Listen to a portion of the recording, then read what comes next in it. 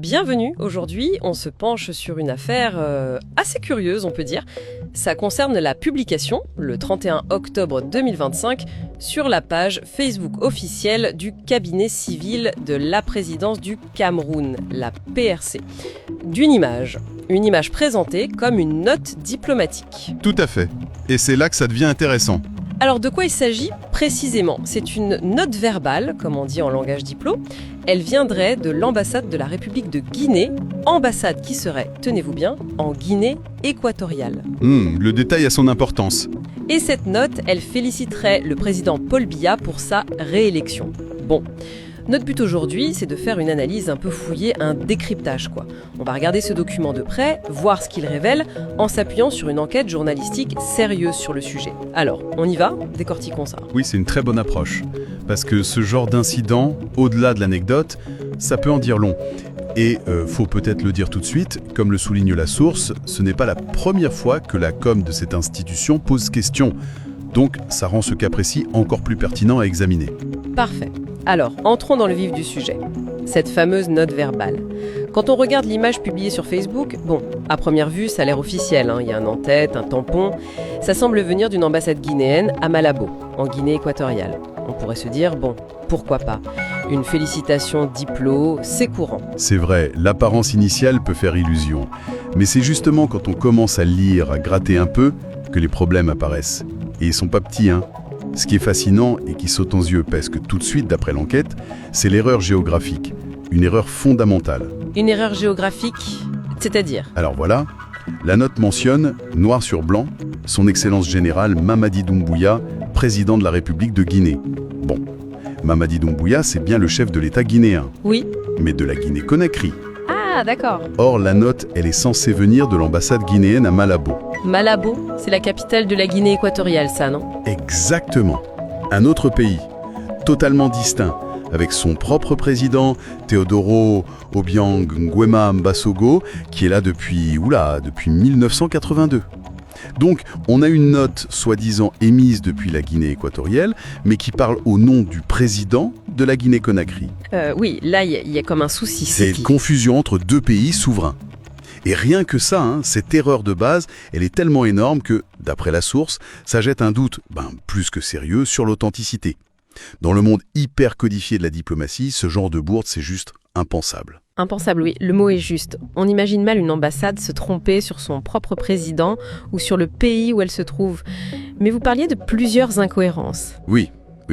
La deuxième est d'ordre, disons, structurel, diplomatique. La note, par son existence même et son lieu d'émission supposé, elle laisse entendre qu'une seule ambassade de Guinée-Conakry, basée à Malabo, en Guinée équatoriale, couvrirait en même temps la Guinée équatoriale, Sao Tomé et Prince et le Cameroun. Ah bon? C'est possible ça, une ambassade qui couvre plusieurs pays comme ça? En théorie, oui, ça arrive. Ça s'appelle des accréditations multiples, c'est pas rare. Mais là, dans ce cas précis, cette configuration Malabo qui couvre ces trois pays-là, c'est jugé hautement improbable par la source. Ils ont vérifié. Dans les annuaires diplomatiques, les documents officiels du ministère guinéen des Affaires étrangères à Conakry, résultat zéro. Aucune trace d'une ambassade structurée comme ça avec cette juridiction depuis Malabo. Logiquement, on s'attendrait plutôt à une ambassade dédiée au Cameroun, ou alors couverte depuis un autre pays voisin plus stratégique pour la Guinée. D'accord. Donc non seulement une erreur de géographie, mais aussi une structure diplomatique qui semble sortie de nulle part. Ça commence à faire beaucoup. Et c'est pas fini. La troisième grosse incohérence, c'est l'absence totale, mais alors totale, de confirmation ou même de traces de ces félicitations via les canaux guinéens officiels. Si le président Doumbouya avait vraiment voulu féliciter M. Biya, on s'attendrait à une annonce quelque chose. Or, que trouve la source Ligi? Rien. Le désert. C'est-à-dire concrètement? Aucune mention sur le site de la présidence guinéenne à Conakry, rien non plus du côté du ministère des Affaires étrangères guinéen, même les médias d'État en Guinée qui d'habitude relaient ce genre de choses protocolaires, silence radio. Et plus troublant qu'encore, en cherchant spécifiquement dans les archives, les registres diplomatiques, aucune note verbale officielle trouvée émise par l'ambassade guinéenne à Malabo à la date du document, le 29 octobre 2025. C'est comme si cette note n'avait existé que sur cette publication Facebook. Un vide officiel absolu. Du document sur l'image publiée, la source en dit quelque chose. Ah oui, absolument. Et c'est là que, d'après l'analyse, l'impression d'amateurisme devient assez flagrante. La source pointe plusieurs détails visuels suspects. Le premier, et c'est assez étonnant, il y a du surlignage vert sur certaines parties du texte. Du surlignage? Comme quand on révise ses cours avec un stabilo sur un document diplomatique officiel? C'est un peu l'idée, oui. Difficile à imaginer dans une communication formelle entre États qui suit des codes très stricts, très sobres, très pro. Ensuite, le logo de la République de Guinée sur le document. Il serait clairement décentré, visiblement pas à sa place. Encore un petit détail qui trahit un manque de soin ou une manipulation un peu maladroite. Décentré, d'accord. Et il y aurait autre chose? Oui, la source parle aussi d'incohérence typographique, c'est-à-dire qu'il y aurait plusieurs polices de caractères différentes dans le même document, sans raison logique. Là encore, ça colle pas avec les standards des documents officiels qui sont normalement très standardisés, très cohérents. Donc tout ça mis bout à bout, le surlignage, le logo de travers, les polices qui changent, ça contraste vraiment avec ce qu'on attend d'une note verbale authentique. Normalement, c'est tapé proprement sur du papier en tête officielle, parfois même sécurisé. La présentation est nickel, sans furiture, sans erreur de mise en page. L'aspect visuel de ce document, tel qu'il est décrit, renforcerait donc l'idée d'un faux, voire d'un bricolage assez grossier. Oui, c'est une accumulation d'anomalies assez accablantes. Ce qui nous amène à la question suivante, logiquement. Est-ce qu'on est face à un accident isolé, une erreur monumentale mais unique, ou est-ce que ça s'inscrit dans un schéma, un modus operandi? C'est la question centrale, et la source journalistique l'explore vraiment en détail. Et sa réponse est assez nette, non.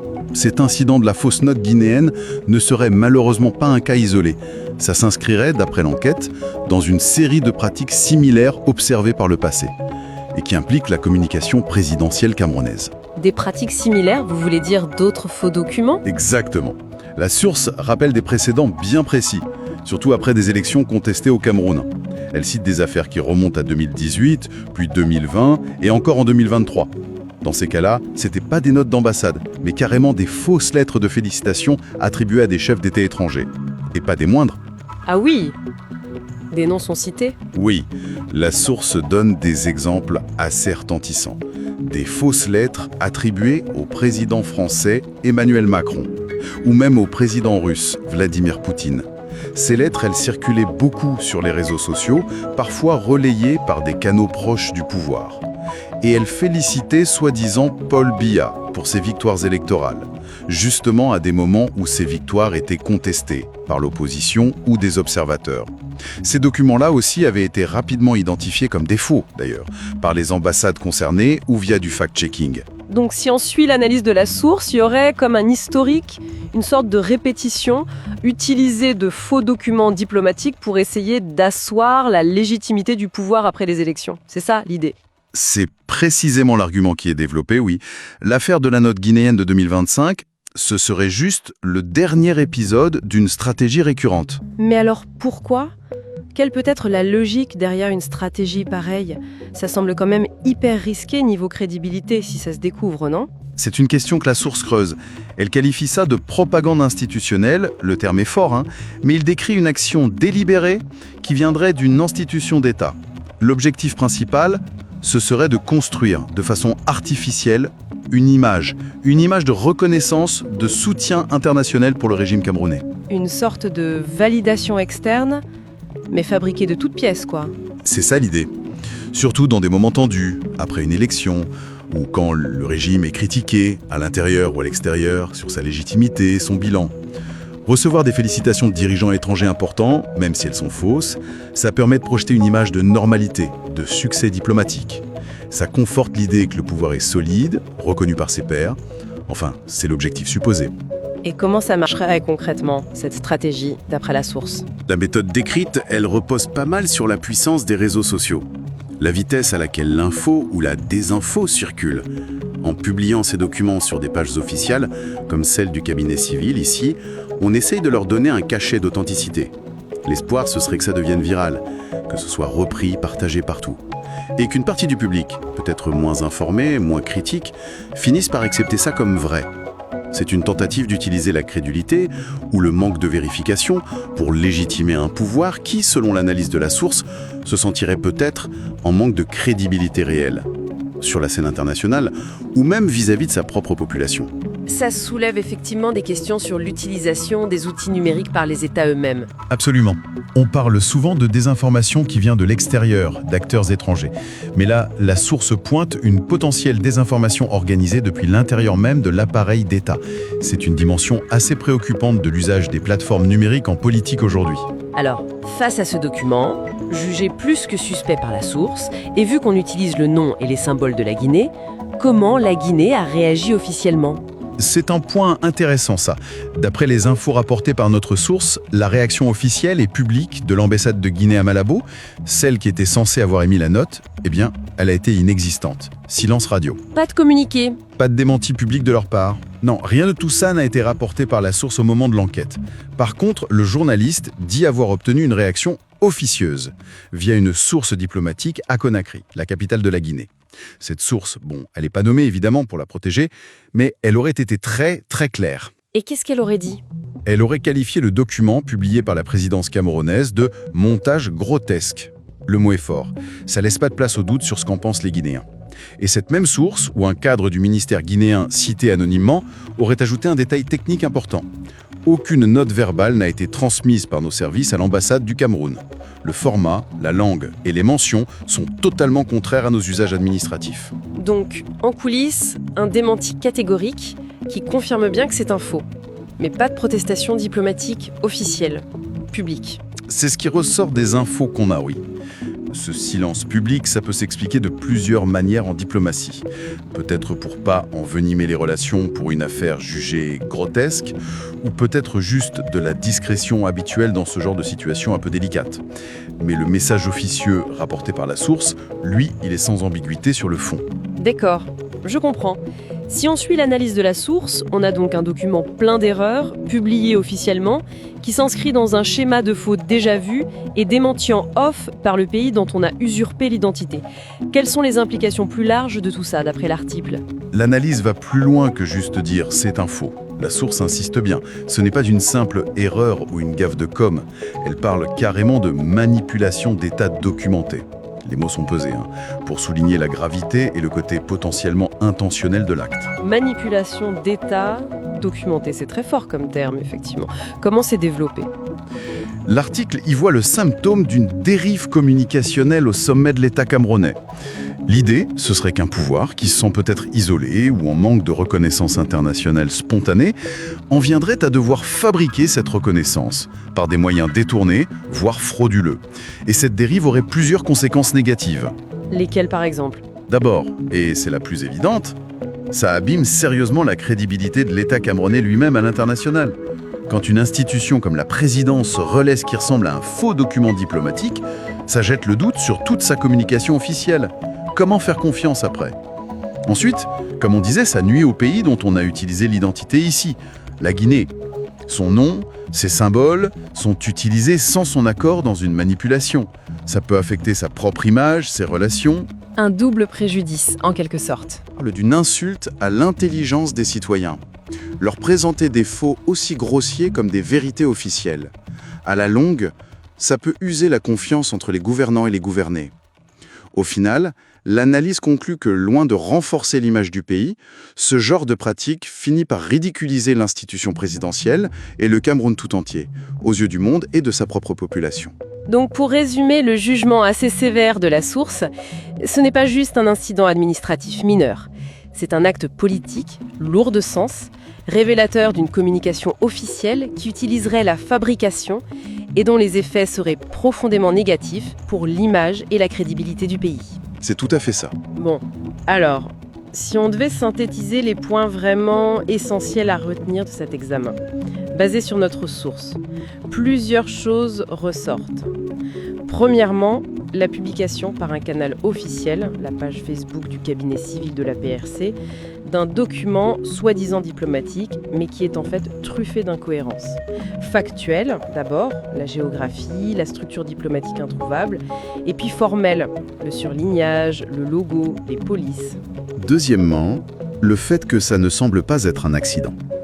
Ça s'inscrirait dans un contexte plus large, une répétition d'autres documents diplomatiques falsifiés, les fausses lettres de Macron, Poutine, diffusées après d'autres élections.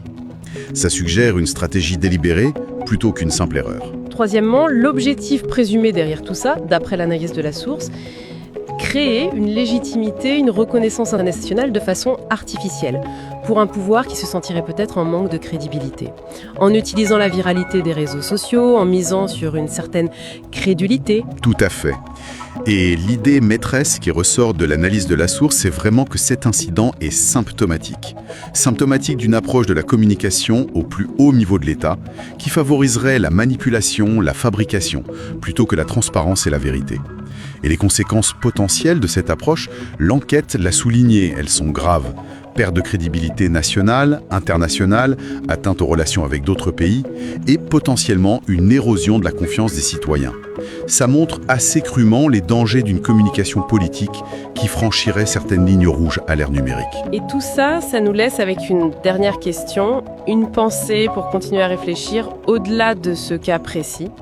Face à la facilité déconcertante avec laquelle aujourd'hui on peut créer et diffuser des faux documents, même des faux qui ont l'air officiels, et parfois via des canaux institutionnels, comme on l'a vu ici, comment on peut préserver la confiance dans la communication diplomatique, gouvernementale à l'heure du numérique ?